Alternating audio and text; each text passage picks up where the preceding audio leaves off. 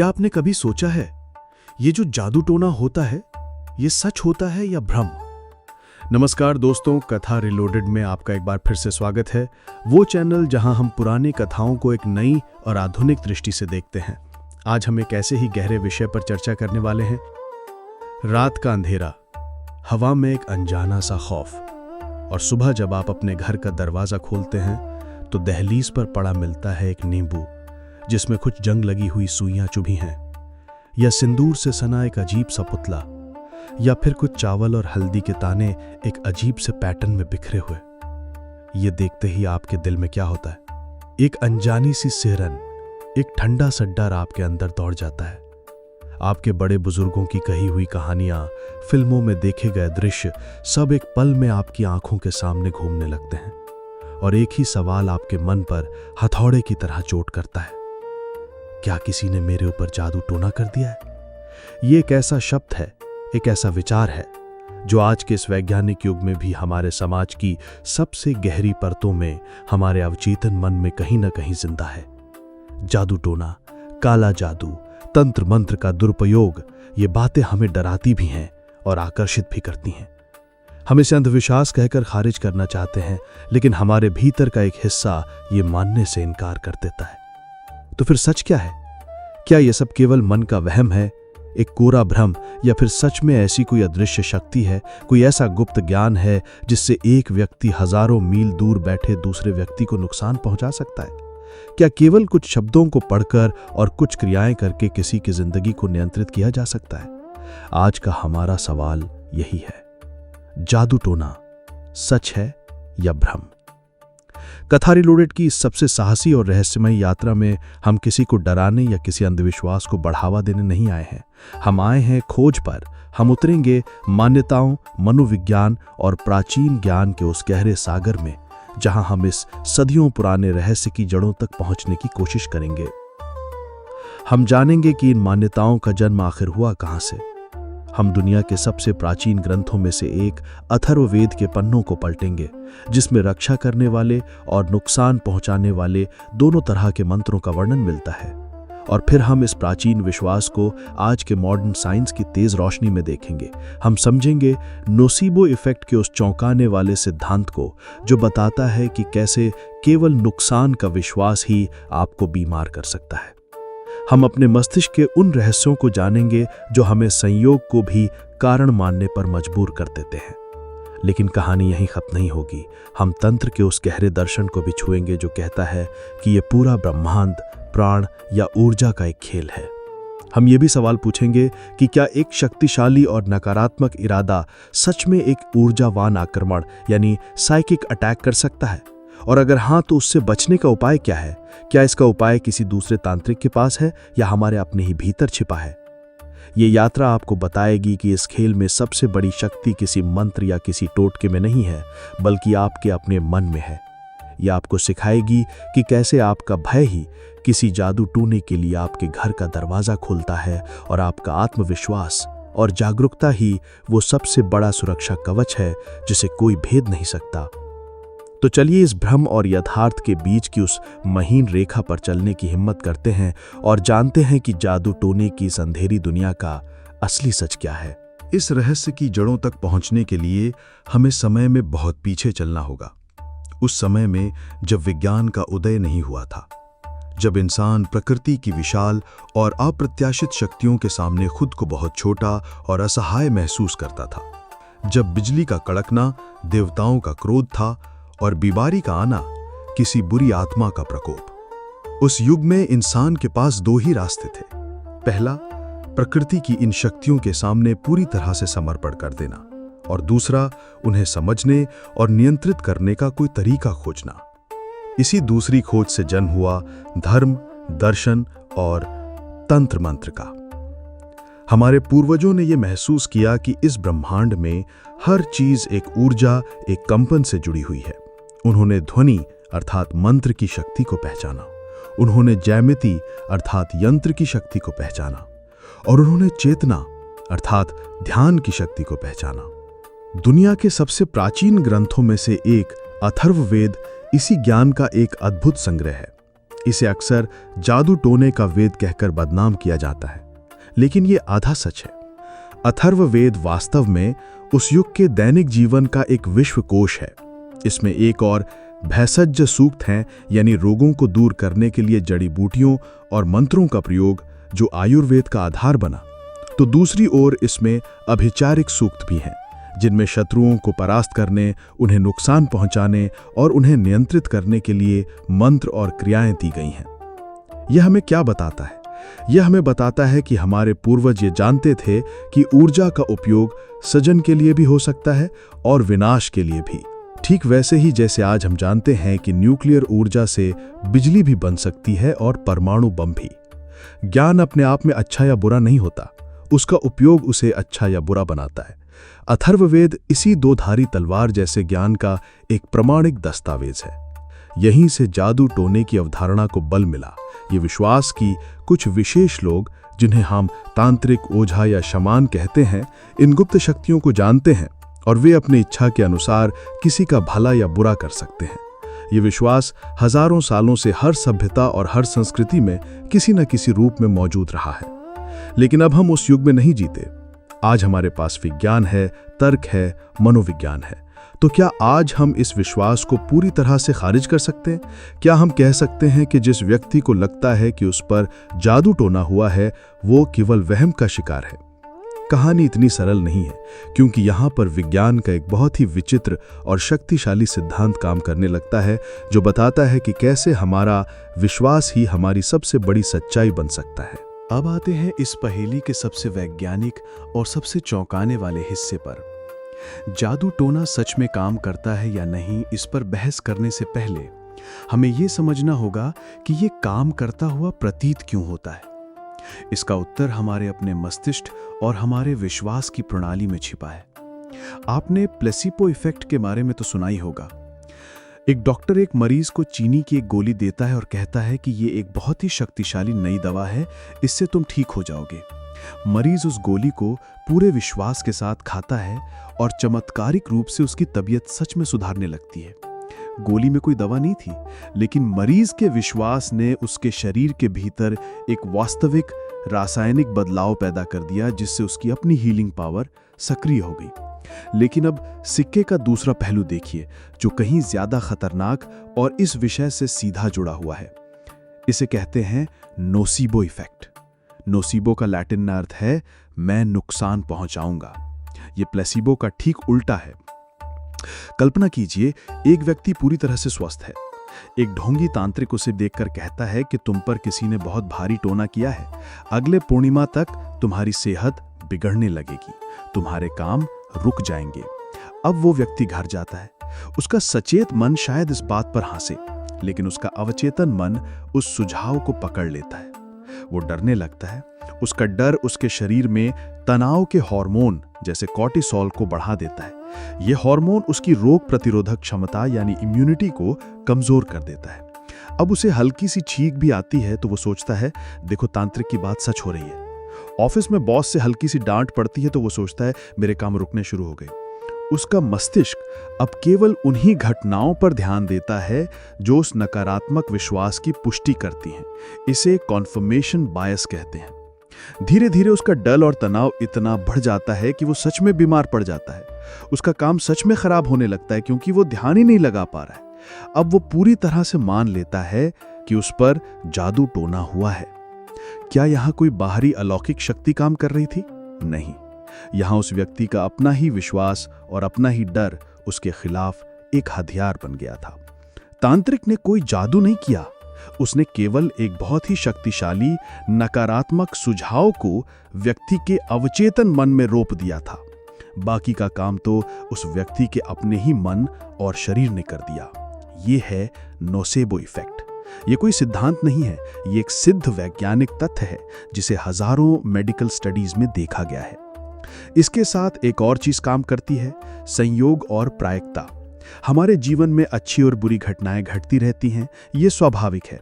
लेकिन जब हमें यह विश्वास दिला दिया जाता है कि हम पर टोना हुआ है, तो हम हर बुरी घटना को उसी टोने से जोड़कर देखने लगते हैं। गाड़ी का टायर पंक्चर हो गया, टोने की वजह से। दूध फट गया, टोने की वजह से हम ये भूल जाते हैं कि ये चीजें सामान्य जीवन में भी होती हैं। हमारा मस्तिष्क दो अलग अलग घटनाओं के बीच एक झूठा कारण और प्रभाव का रिश्ता बना लेता है। तो क्या इसका मतलब यह है कि जादू टोना 100% केवल मनोविज्ञान का खेल है? क्या ऊर्जा और चेतना का कोई पहलू इसमें शामिल नहीं है? तंत्र शास्त्र कहता है कहानी अभी बाकी है। अब तक हमने देखा कि कैसे हमारा अपना मन ही हमारे खिलाफ एक शक्तिशाली हथियार बन सकता है, लेकिन तंत्र की दुनिया इससे एक कदम और आगे जाती है। वो मानती है कि चेतना और ऊर्जा केवल हमारे शरीर के भीतर ही सीमित नहीं है, वे हमसे बाहर भी प्रवाहित हो सकती हैं और दूसरों को प्रभावित भी कर सकती हैं। यहीं पर जादू टोने की संभावना एक मनोवैज्ञानिक खेल से बढ़कर एक ऊर्जावान हमले यानी साइकिक अटैक का रूप ले लेती है। इसको समझने के लिए हमें फिर से प्राण के सिद्धांत को याद करना होगा। जैसा कि हमने पहले चर्चा की, ये पूरा ब्रह्मांड प्राण या जीवन शक्ति का एक महासागर है। हम सब इस महासागर का हिस्सा है। हमारा अपना भी एक ऊर्जा शरीर या प्राणमय कोश है, जिसे अक्सर आभा या ऑरा कहा जाता है। ये हमारे भौतिक शरीर के चारों ओर एक सुरक्षा कवच की तरह काम करता है। हमारा हर विचार और हर भावना हमारे इस ऊर्जा शरीर में एक विशेष प्रकार का कंपन पैदा करती है। प्रेम, करुणा और खुशी के विचार एक उच्च और सामंजस्यपूर्ण कंपन पैदा करते हैं, जो हमारे आभामंडल को मजबूत और चमकदार बनाते हैं।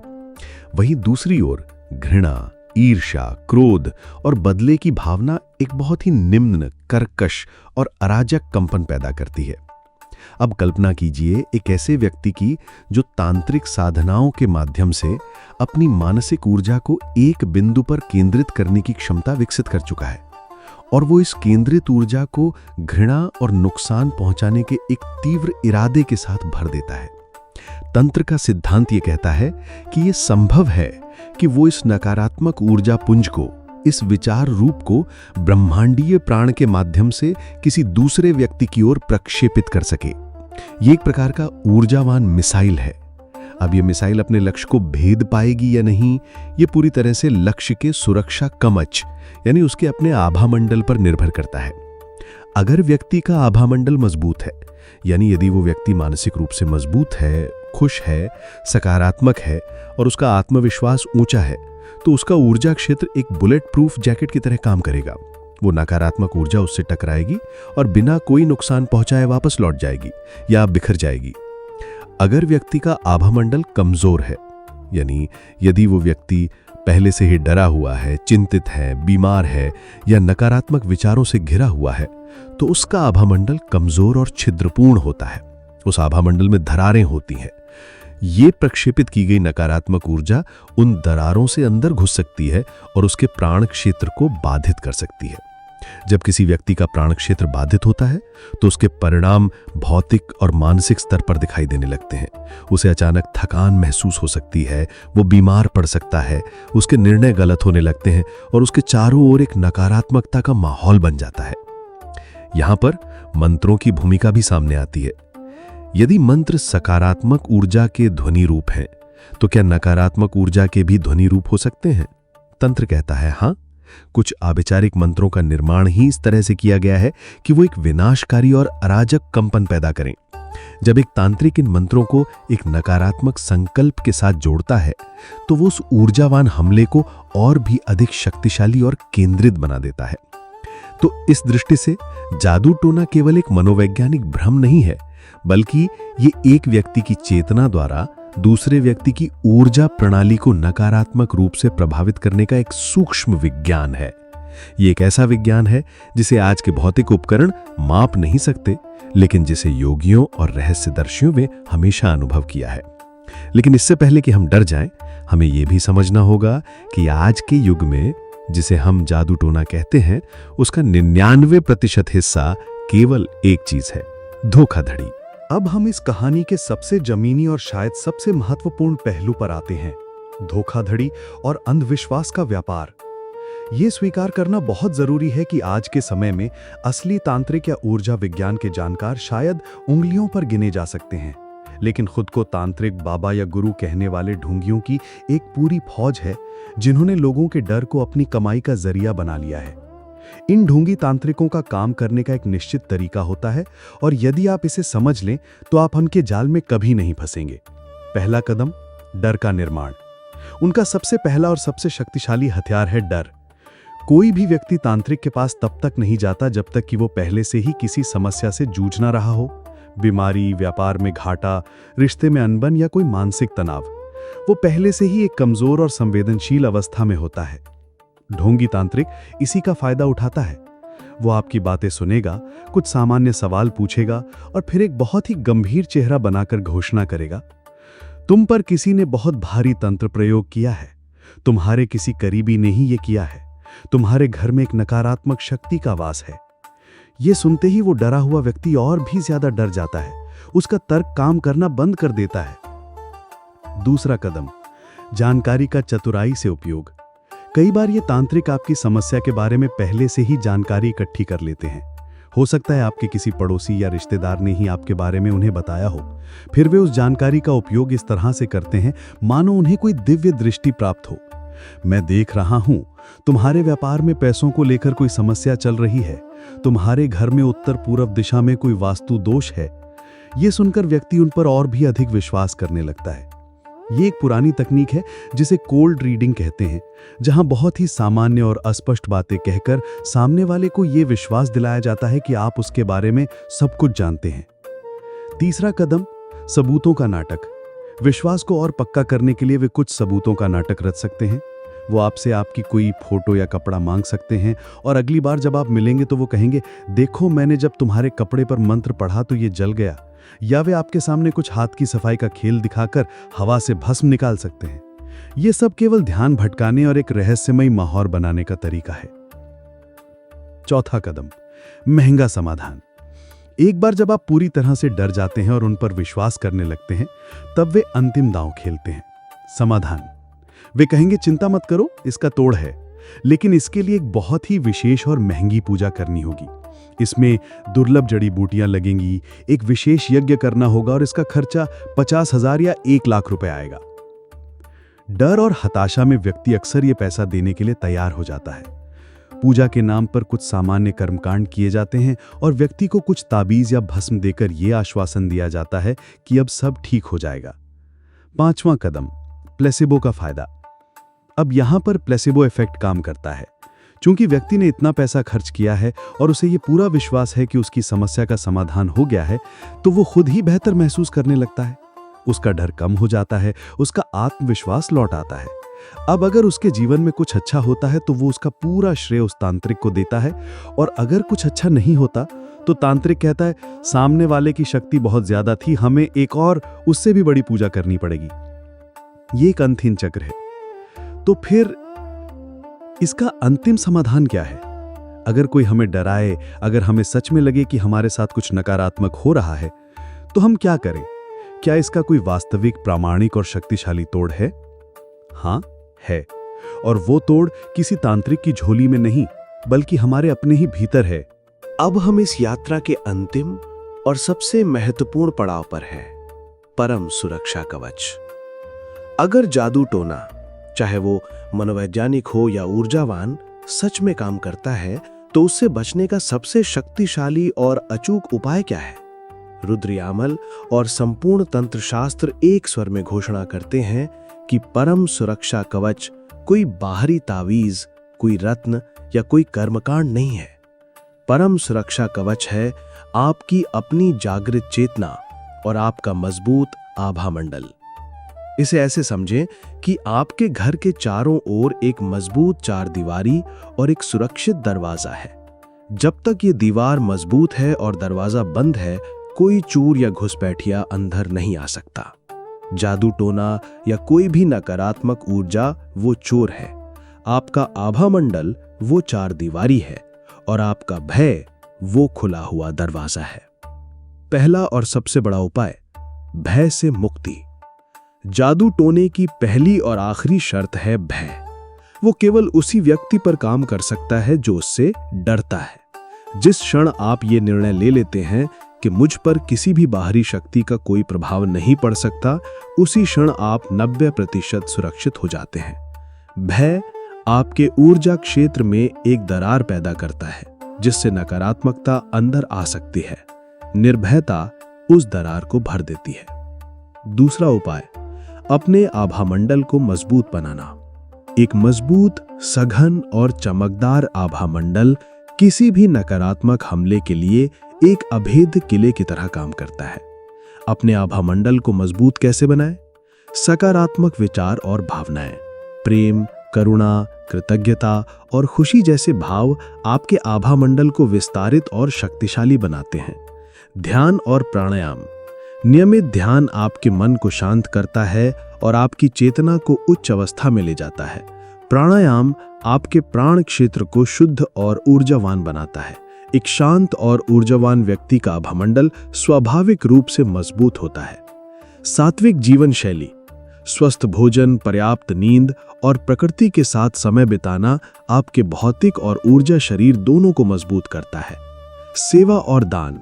निस्वार्थ भाव से की गई सेवा और दान एक बहुत ही शक्तिशाली सकारात्मक ऊर्जा उत्पन्न करते हैं जो आपके चारों ओर एक सुरक्षा कवच का निर्माण करती है। तीसरा उपाय, विश्वास की शक्ति का सकारात्मक उपयोग यानी आध्यात्मिक एंकर। जैसे नकारात्मक विश्वास नोसेबो हमें बीमार कर सकता है, वैसे ही एक गहन सकारात्मक विश्वास प्लेसिबो हमारी रक्षा कर सकता है। यहीं पर हनुमान चालीसा या आपके इष्ट मंत्र की भूमिका आती है। जब कोई व्यक्ति पूरे विश्वास और श्रद्धा के साथ हनुमान चालीसा का पाठ करता है तो क्या होता है? मनोवैज्ञानिक स्तर पर उसका पूरा ध्यान अपनी समस्या और अपने डर से हटकर एक सर्वशक्तिमान रक्षा करने वाली शक्ति यानी हनुमान जी पर केंद्रित हो जाता है। उसका भय समाप्त हो जाता है और उसकी जगह अटूट विश्वास ले लेता है। ये विश्वास उसके मस्तिष्क में सकारात्मक रसायन पैदा करता है जो उसे शक्ति और शांति देता है। ऊर्जावान स्तर पर हनुमान चालीसा के शब्द, जिन्हें सिद्ध मंत्र माना जाता है, एक बहुत ही उच्च और शक्तिशाली ध्वनि कंपन पैदा करते हैं। ये कंपन उस व्यक्ति के आभामंडल को शुद्ध करता है और उसे एक सुरक्षात्मक ऊर्जा से भर देता है। यहाँ हनुमान चालीसा केवल कुछ शब्द नहीं है, ये एक आध्यात्मिक एंकर है। यह आपकी चेतना को भय के तूफान से निकालकर सुरक्षा और विश्वास के बंदरगाह पर ले आता है।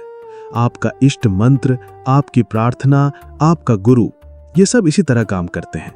वे आपके विश्वास को एक सकारात्मक दिशा देते हैं। अंतिम सत्य, तो जादू टोना सच है या भ्रम? इसका उत्तर सीधा नहीं है। ये तीनों का एक जटिल मिश्रण है। ये 99% एक मनोवैज्ञानिक खेल और एक क्रूर धोखा है जो हमारे अपने डर और अंधविश्वास पर पलता है। ये 1% एक सूक्ष्म ऊर्जा का विज्ञान हो सकता है जिसमें एक चेतना दूसरे को प्रभावित करने का प्रयास करती है। लेकिन 100% सत्य ये है कि इसका अंतिम नियंत्रण हमेशा हमारे ही हाथ में होता है।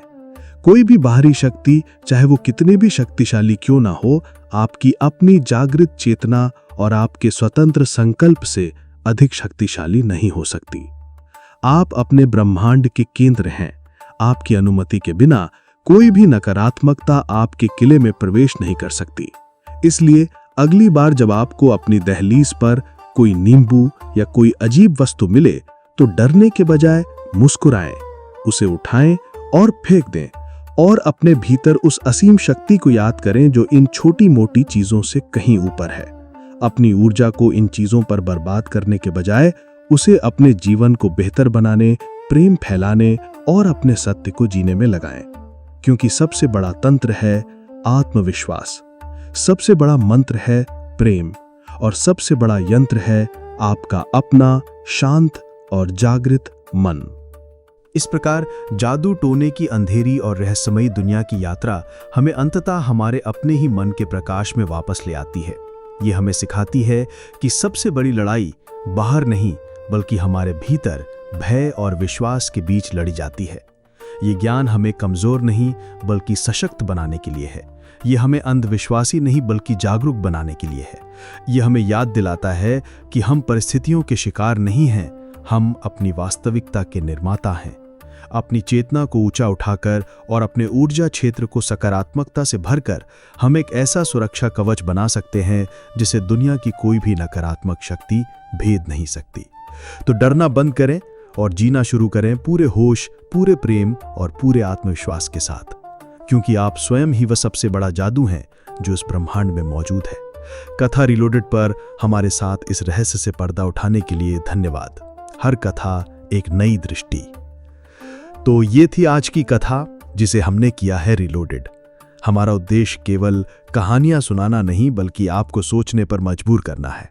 अगर आपको हमारा ये प्रयास पसंद आ रहा है तो हमारे इस सफर में शामिल होने के लिए चैनल को सब्सक्राइब जरूर करें। याद रखिएगा, हर कथा एक नई दृष्टि। यही है कथा रिलोडेड। नमस्कार।